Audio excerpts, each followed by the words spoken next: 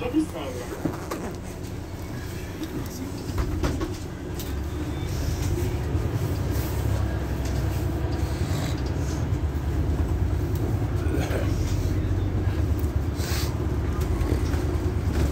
Prochain arrêt, de Bandol. La Europe de Belgique est également sur le métro. Ignorez et voyagez tranquille. De Bandol.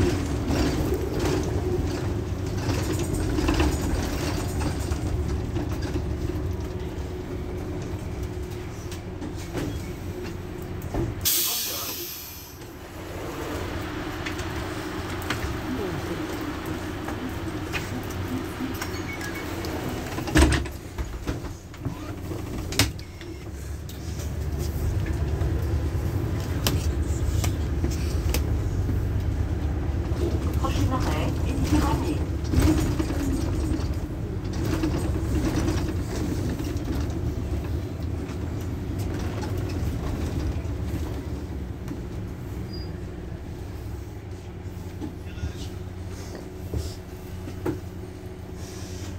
Très intéressant, c'est de voir la composition du gouvernement. Oui.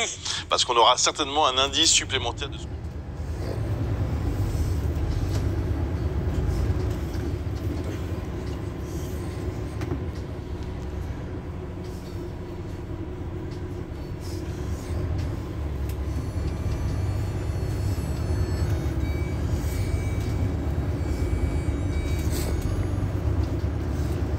Il n'y va pas aux consultations, enfin en tout cas la France Insoumise a renoncé à cette invitation de François Bayrou. Il sera l'invité de Céla Bougriou, donc sur TF1.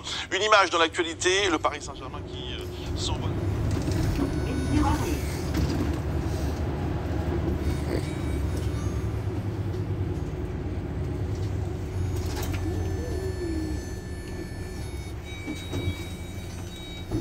Méditerranée.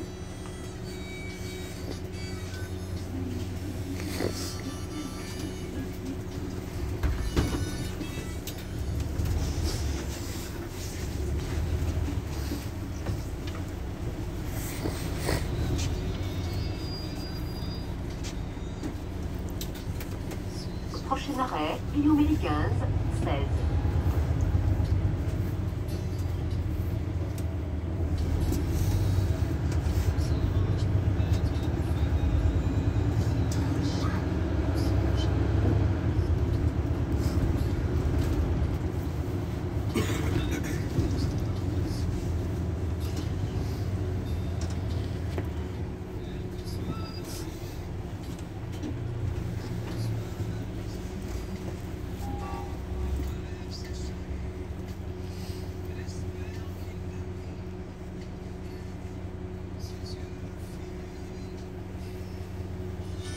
Chef d'une société de transport poids lourd entend une voiture entrer.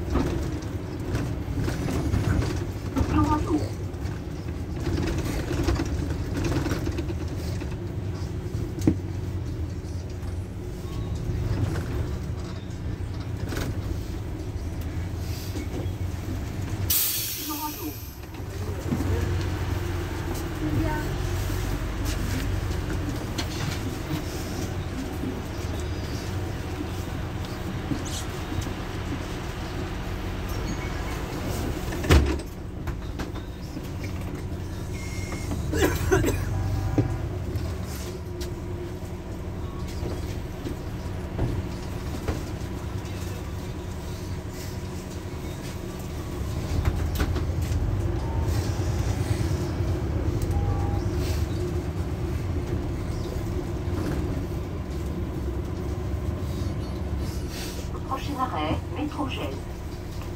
La Euro, oublie de valider, vous expose à une amende de 100 €. Soyez en règle et voyagez tranquille.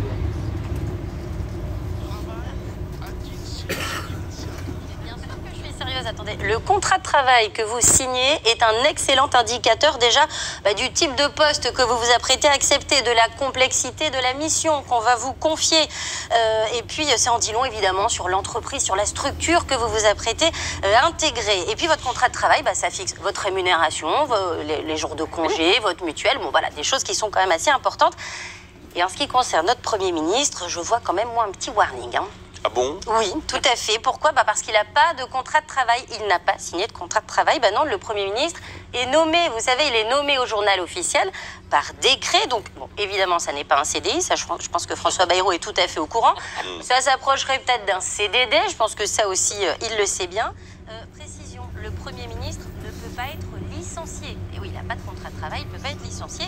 En revanche, on peut lui demander de démissionner.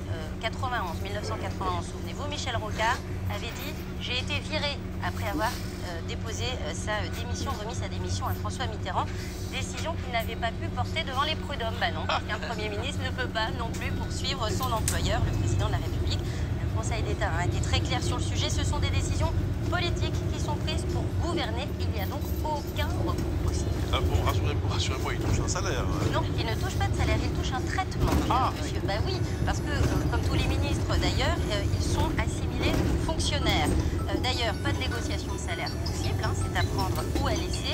Est-ce que vous savez combien gagne par mois un Premier ministre? 10 000 nets, quelque chose. Combien vous dites? 12 000. Ouais, regardez. Pas mal. 12 387 € net par mois. Et vous savez quoi? C'est exactement la même rémunération que celle du président de la République. Et oui, tous les deux gagnent exactement la même chose. Notez que ce salaire est soumis à impôt. Il paye un impôt sur le revenu. Et surtout que ça exclut tout autre type de rémunération. Il n'y a pas de prime, il n'y a pas de pension qui viennent s'ajouter à cela. Enfin, c'est quand même un très gros salaire. Alors oui, c'est beaucoup plus que, évidemment, la moyenne des Français. Le salaire médian en France, c'est 2 000 € net par mois. Donc on est bien au-dessus. Mais attention, je vous ai dit, il n'y a pas de contrat de travail. Donc ça veut dire qu'il n'y a pas de RTT, il n'y a pas de jour de congé, il n'y a pas d'heures supplémentaires qui sont payées non plus. Et comme on me l'a très bien précisé quand j'ai appelé Matignon, on m'a dit le Premier ministre doit être joignable 24 heures sur 24. Oui, donc ça explique peut-être aussi ce gros salaire. Par ailleurs, quand il quitte son poste, le Premier ministre n'a pas droit à une retraite. Il n'y a pas de retraite de Premier ministre. Il va toucher 3 mois de salaire et puis basta. Et il ne peut pas non plus pointer à Pôle emploi, France Travail, puisqu'il n'a pas cotisé au régime d'assurance chômage. Il y a aussi ce qu'on appelle des avantages. Tout à fait, oui.